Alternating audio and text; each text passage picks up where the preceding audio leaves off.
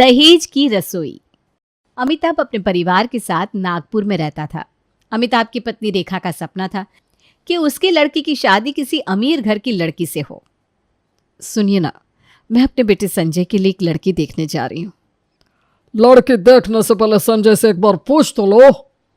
संजय से क्या पूछना, मेरा लड़का है, मेरी मर्जी से ही शादी करेगा। रेखा, अगर ऐसा है तो तुम अकेले ही लड़की से बात करने चली जाओ, मैं तुम्हारे साथ नहीं जा सकता। रेखा अकेले पास के शहर में मुस्कान के पिता राकेश और माँ गुड़िया से मिलने चली जाती है। देखिए, मैं घुमा फिरा के बात करना नहीं जानती। मुझे आपकी लड़की मुस्कान बहुत पसंद है। मैं अपने लड़के की शादी उससे करना चाहती हूँ। बहन जी, आप अपने लड़के को एक बार घर लेकर आइए, या फिर मैं आपके घर आ जाऊंगा। आपकी लड़की को देखे बिना तो हम अपनी लड़की की शादी तय नहीं कर सकते। मैं अपने साथ अपने लड़के की फ़ोटो लेकर आई हूँ। जैसा फ़ोटो में मेरा लड़का दिखता है वैसा ही सामने से भी है। मेरी लड़की को आप सामने से देख रही है तो मैं भी आपके लड़के को सामने से ही देखना चाहूंगा ना बहन जी। देखिए, सीधी बात और साफ बात, हमारे घर में किसी चीज़ की कमी नहीं है। हम बहुत बड़े बिजनेसमैन हैं और हम नहीं चाहते कि हमारी लड़की किसी लालची परिवार में जाकर फंस जाए। देखिए, हम भी बहुत अच्छी रेप्यूटेड फैमिली से हैं। संजय के पिता सरकारी ऑफिसर हैं। मैं घर जाकर अपने लड़के से बात करूंगी और आपको एक फिक्स डेट पर घर बुला लूंगी। रेखा को मुस्कान और उसके घर वाले बहुत पसंद आते हैं। शाम होती ही संजय घर आता है। संजय, मैंने तुम्हारे लिए एक लड़की पसंद करी है। माँ, मुझे बिना बताए आप लड़की देखने क्यों चली गई? मतलब अब मेरे ये दिन आ गए हैं कि मुझे लड़की देखने से पहले भी तुझसे पूछना पड़ेगा? माँ, मेरा वो मतलब नहीं था, पर मैं किसी और लड़की से प्यार करता हूँ। तूने मेरा सारा सपना तोड़ दिया। मैंने कितने दिल से तेरे लिए सपने सजाए थे। माँ, मैंने कोई सपना नहीं तोड़ा। जिस लड़की से मैं प्यार करता हूँ वो भी बहुत अच्छी है। मुझे एक ऐसी लड़की से तेरी शादी करानी थी जो तुझे खुश रखे, मुझे अच्छा अच्छा खाना खिलाए। माँ, आप उससे एक बार मिलकर तो देखो, क्या पता वो लड़की भी आपको पसंद आ जाए। अरे, उसे खाना बनाना बहुत अच्छा आता है। ठीक है, मिलवा दे। क्या करूं, माँ का दिल है, अपने बेटे को दुखी नहीं देख सकता। संजय रवीना से फोन पर बात करके अपनी माँ से मिलवाने की बात बताता है। रवीना, मेरी माँ चाहती है कि उनकी बहू बहुत अच्छे पकवान बनाना जानती हो और उनकी रसोई अच्छे से संभाल सके। संजय, तुम्हें तो पता ही है मुझे सब कुछ अच्छे से बनाना आता है। ऐसी कोई चीज़ नहीं है जो मैं नहीं बना सकती। मेरी माँ को मोदक बहुत पसंद है। तुम एक काम करना, कल उनसे मिलने आओगे ना तो मोदक बना कर लाना। अरे, आप बिल्कुल परेशान ना हो, मैं इतने स्वादिष्ट मोदक बनाकर लाऊंगी कि आपकी माँ उंगलियां चाटती रह जाएंगी। संजय रवीना को अपनी माँ से मिलवाने लाता है। शादी तो मैं करा दूंगी इससे, पर इस लड़की को घर से जल्द रफा दफा कर दूंगी। रेखा का सपना तोड़ा है इसने। जानती नहीं है कि रेखा किस बला का नाम है। माँ, क्या सोचने लगी? रवीना तुम्हें पसंद नहीं आई क्या? नहीं बेटा, ऐसी बात नहीं है। मैं बस ये सोच रही थी कि रवीना को कैसे पता चला कि मुझे मोदक अच्छे लगते हैं। माँ, अब तो मैं ये सोच रहा हूँ कि आपको कैसे पता चला कि इस डिब्बे में मोदक ही है। मुझे मोदक की खुशबू आ रही है। मेरे लिए लाई हो तो मुझे खिला भी दो। जी आंटी जी, खाकर बताइए मुझे कि आपको मोदक कैसे लगे। अगर आपको अच्छे लगेंगे तो मैं आपके लिए और बनाकर संजय के हाथ से भिजवा दूंगी। देखो, थोड़ी बहुत कमी तो हो जाती है, पर कोई बात नहीं। संजय की पसंद हो, इतनी कमी तो मैं बर्दाश्त कर लूँगी। आंटी जी, आप परेशान मत होइए। आप संजय की माँ हैं। जितना मैं संजय से प्यार करती हूँ उससे ज़्यादा आपसे करूँगी। बातें तो बहुत अच्छी कर लेती हो, खाना भी उतना अच्छा बना लेती हो ना। आंटी जी, आप कहे तो मैं अभी आपको कुछ बना के खिला दूँ। नहीं, अभी तो राय नहीं। तो तुम्हारे माँ बाप से तुम्हारी शादी की बात करूंगी, उसके बाद इस घर में आकर खाना बनाना। रेखा संजय और रवीना की शादी करवा देती है। रवीना अपने घर से दहेज में मिट्टी के बर्तन साथ में लाती है। संजय, ये क्या है?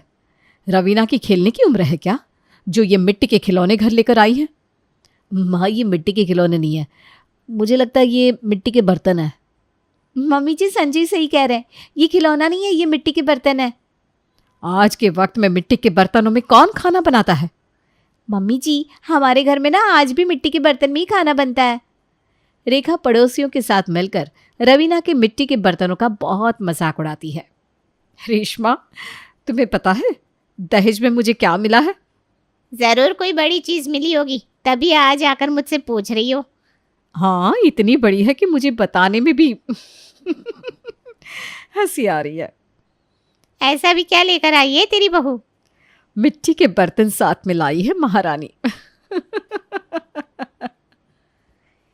बहुत ज्यादा ही जमीन से जुड़े हुए लोगों के घर में रिश्ता कर दिया तुमने तो। क्या कहूँ, बेटे की पसंद को ना तो नहीं कह सकती थी ना। चलिए, अब मिट्टी के बर्तन में खाना भी खा लीजिएगा। और कर भी क्या सकती हूँ, सोने का सपना मिट्टी हो गया। रेखा के घर अमीर बहू ना आने के कारण वो रवीना से चिढ़ती रहती। शादी के अगले दिन, बहू आज दाल चावल और भिंडी की सब्जी बना देना। मम्मी जी, मसालेदार पनीर या कुछ लबाबदार पनीर बनवाती, इतना सादा खाना क्यों बनवा रही हो? संजय के पापा ने शादी के माहौल में इतना मसाले वाला खाना खा लिया कि अब उनकी तबीयत खराब हो गई है, इसलिए सादा खाना ही बना दो। रवीना को कुकर नहीं मिलता, जिसकी वजह से खाना बनाने में काफ़ी देर हो जाती है। बस यही दिन देखना रह गया था। संजय, तूने तो बहुत बड़ी बड़ी बातें करी थी। माँ, उसके लिए नई रसोई है ना, थोड़ा सा सब्र कर लो ना, खाना आता ही होगा। न जाने और कितनी देर भूखा रहना पड़ेगा, अभी तक सीटी की आवाज़ भी नहीं आई। क्या खाक दाल बनी होगी? रेखा, एक तो तुम उसका साथ देने रसोई में नहीं गए, और अगर थोड़ा वक्त लग भी रहा है तो क्या हो गया? इस दिन के लिए घर में बहू लाई थी कि मुझे भी रसोई में जाके खटना पड़े? रेखा, अगर तुम किसी की मदद नहीं कर सकती तो कम से कम थोड़ी देर शांत तो बैठ सकती हो। हाँ जी, अब तो आप मुझे ही शांत रहने को कहेंगे ना। कुछ दिनों में ये भी बोल देना कि सास बनी डायन। रेखा, अब तुम बात को बढ़ा रही हो। तुम्हें इतनी ही दिक्कत है तो यहां से उठकर चली जाओ। रेखा जैसे ही गुस्से में खाने के टेबल से उठती है, रवीना खाना लेकर आ जाती है। माँ, दाल की खुशबू तो इतनी दूर से और इतनी अच्छी आ रही है, तुम्हें नहीं लगता कि दाल बहुत स्वादिष्ट बनी होगी? इसमें खुशबू की क्या बात है, दाल में खुशबू होती ही है। मुझे तो लगता है कि बहुत स्वादिष्ट दाल बनाई होगी रवीना ने। ठीक है, सबको खाना परोस दो और तुम भी खा लो। रेखा को दाल का स्वाद बहुत अच्छा लगता है, लेकिन उसे ये समझ में नहीं आता कि कुकर छुपाने के बाद भी रवीना ने इतनी अच्छी दाल बना कैसे ली। नमस्ते मोना दीदी, कैसी हैं आप? मैं तो बढ़िया हूँ। माफ़ी चाहती हूँ, तुम्हारे लड़के की शादी में नहीं आ सकी। अरे दीदी, आप क्यों माफ़ी मांग रही हैं? हम जानते हैं कि कनाडा बहुत दूर है। तो कैसा चल रहा है? मेरी बहू कैसी है? आपकी बहू आपको बहुत याद कर रही थी। फिर तो उससे मिलने आना ही पड़ेगा। आपको फुर्सत मिल जाए तो एक बार घर आ जाइएगा। बिल्कुल बिल्कुल। वैसे भी मैंने सुना है बहू खाना बहुत अच्छा बनाती है। दीदी, ये फैसला तो आप ही कर सकती हैं। घर की बड़ी आप हैं। अब आपको उसके हाथ का खाना कैसा लगता है, ये तो आपको यहाँ आकर ही बताना पड़ेगा। रेखा जानबूझकर अपनी ननद को घर बुलाती है। देखो बहू, मुझे तो सारी बाहर वाली डिश पसंद है। इटालियन, चाइनीज़, साउथ इंडियन, मुझे ना यही चीज़ें अच्छी लगती है। बुआ जी, ऐसा कोई भी खाना नहीं है जो मैं बनाना नहीं जानती। बहू, ऐसी बात है तो तुम मुझे ब्राउनी केक बनाकर खिला दोगी? बुआ जी, आप जितने भी दिन यहाँ पर है ना, आपको जो भी अच्छा लगे आप दिल खोल कर मुझे बताइएगा, मैं आपको ज़रूर बना के खिलाऊंगी। रवीना रसोई में जाकर ब्राउनी केक की तैयारी तो कर देती है, पर उसे वो बर्तन नहीं मिलते जिसमें ब्राउनी केक बनाया जा सके। मम्मी जी, आपने ब्राउनी केक बनाने वाला सांचा देखा है क्या? नहीं तो बहू, मेरे पास तो ऐसा कोई बर्तन नहीं है। क्या हुआ रेखा, कोई बात है क्या? दीदी, मैं तो भूल ही गई थी। कुछ दिनों पहले मुझसे ब्राउनी केक बनाने वाला बर्तन टूट गया था। अरे कोई बात नहीं, कुछ और खा लूँगी मैं। बहू, कोई बात नहीं, तुम ब्राउनी केक की जगह दीदी को खीर ही खिला दो। मम्मी जी, आप परेशान मत होइए, मैं उन्हें ब्राउनी केक ही खिलाऊंगी। इतनी दूर से आई हैं और खीर खिलाना मुझे अच्छा नहीं लग रहा। रवीना इंडियन स्टाइल में ब्राउनी केक बनाकर ले आती है, जिसे देखकर रेखा अपनी दीदी के सामने उसका मजाक उड़ाती है। बहू बहू, मैंने तुमसे कहा था ना खीर बना दो। ये तुमने ब्राउनी केक बनाया है या कार्टून बनाया है? रेखा बस भी करो, तुम कौन सा बहुत अच्छा खाना बनाना जानती थी जो उसके केक को देखकर हंस रही हो? बुआ जी आप खाकर तो देखिए। मानती हूँ ये दिखने में थोड़ा इंडियन स्टाइल का है, पर स्वाद आपको बिल्कुल वैसा ही लगेगा। बहू, तूने तो कमाल कर दिया। इतना स्वादिष्ट ब्राउनी केक मैंने तो किसी 5 स्टार रेस्टोरेंट में भी नहीं खाया। थैंक यू बुआ जी। आपको कुछ और पसंद हो तो बता दीजिए, मैं वो भी बना दूंगी। बहू, मुझे तो ये केक इतना बढ़िया लगा कि जब मैं यहाँ से जाऊंगी ना तो मुझे बहुत सारा पैक करके दे देना, ताकि मैं अपने बच्चों को भी खिला सकूं। मोना बुआ के जाने के बाद रेखा कोई ना कोई तरकीब निकालने का सोच ही रही थी।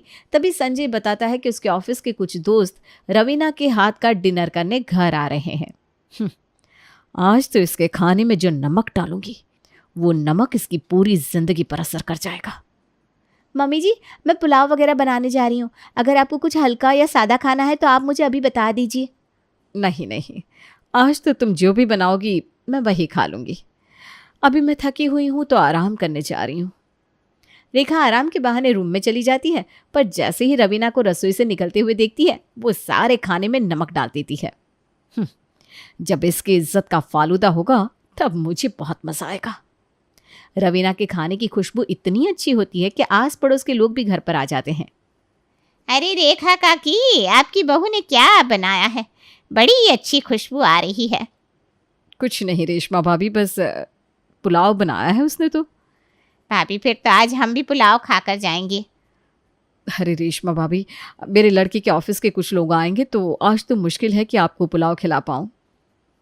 अरे भाभी, थोड़ा बहुत तो होगा ही ना, थोड़ा सा तो चखा दीजिए। देखिए भाभी, आप परेशान मत होइए, आज थोड़ा मुश्किल है, पर मैं आप लोगों को दोबारा डिनर पर पक्का बुलाऊंगी। रेखा जैसे तैसे बहाना बनाकर अपने पड़ोसियों को वापस भेज देती है। रवीना, कहाँ हो तुम? देखो मेरे ऑफिस के कुछ दोस्त आए हैं, मिल तो लो। जी अभी आती हूँ। रवीना संजय के दोस्तों से मिलकर उनके लिए डिनर टेबल पर लगाती है। संजय के दोस्त खाना खाकर रवीना से खाने की बहुत तारीफ करते हैं। खाना खाने के बाद संजय के सभी दोस्त चले जाते हैं। मम्मी जी, खाना खाने के लिए बस मैं और आप ही बचे हैं। डिनर टेबल पे खाना रखा है, आइए ना साथ में खाना खाते हैं। मुझे तो समझ में नहीं आ रहा, जिस हिसाब से खाने में मैंने नमक डाला था उसके बाद तो ये खाना खाने लायक भी नहीं बचा होगा। क्या सोच रही है मम्मी जी? कुछ हल्का खाने का मन हो तो बताइए ना, अभी बना दूंगी। नहीं नहीं, मैं यही खा लूंगी, बस मुझे थोड़ा सा देना, ज़्यादा खाने का मन नहीं है। चलो तुम दोनों खाना खाओ, मैं और पापा ज़रा बाहर टहल कर आते हैं। इस खाने में नमक ज़्यादा क्यों नहीं है? मैंने तो खुद अपने हाथों से नमक डाला था। हर बार ये लड़की किसी न किसी तरीके से बच ही जाती है। रेखा अगले दिन अपने घर से बाहर निकलती है। सुमन, तुमने कभी रेखा भाभी के बहू के हाथ का खाना खाया है क्या? अब क्या बताऊं रेशमा भाभी, बस शादी के वक्त कुछ लड्डू खाने को मिले थे वही। मैंने तो 2 बार उसके हाथ का खाना खाया है। इतना बढ़िया खाना बनाती है कि कोई जवाब नहीं। अरे आप लोग रवीना भाभी के बारे में बात कर रहे हैं क्या? हाँ, उसके हाथ के खाने के टेस्ट के बारे में बात कर रहे हैं। आज रवीना भाभी के हाथ का समोसा लेकर खड़ा हूँ, आप लोग भी खाकर देखिए। अरे वाह, रवीना ने इतना अच्छा समोसा बनाया है। इस समोसे को खाकर तो ठेले वालों का समोसा खाने का दिल ही नहीं करेगा। मैं तो ये सोच रहा हूँ कि भाभी के हाथ का समोसा बनवा कर मैं खुद ही ठेला लगा दूँ। इनके हाथ का समोसा खाकर मेरी बिक्री तो बढ़ेगी और मेरी भी चांदी चांदी हो जाएगी। मैं भी यही सोच रही हूँ कि भाभी से बोल दूँ कि अपनी बहू का ठेला लगवा दो, या हमें समोसे बनाकर दिलवा दे, हम ही ठेला लगा लेंगे। रेखा ये सब सुनकर मन ही मन रवीना से और चिढ़ने लगती है। आखिर ये लड़की ऐसे किन बर्तनों में खाना बनाती है कि ना कभी इसका खाना जलता है, ना उनमें नमक ज्यादा हो पाता है। आज तो चुपके से मैं देख कर ही रहूंगी। रेखा रसोई में छिपकर देखती है तो रवीना अपने उन्हीं मिट्टी के बर्तनों में खाना बना रही थी। अब उसे ये बात तो समझ में आ जाती है कि आज तक उसने जिन बर्तनों का मजाक उड़ाया था उन्हीं बर्तनों में रवीना उसे अच्छा अच्छा खाना बनाकर खिला रही है।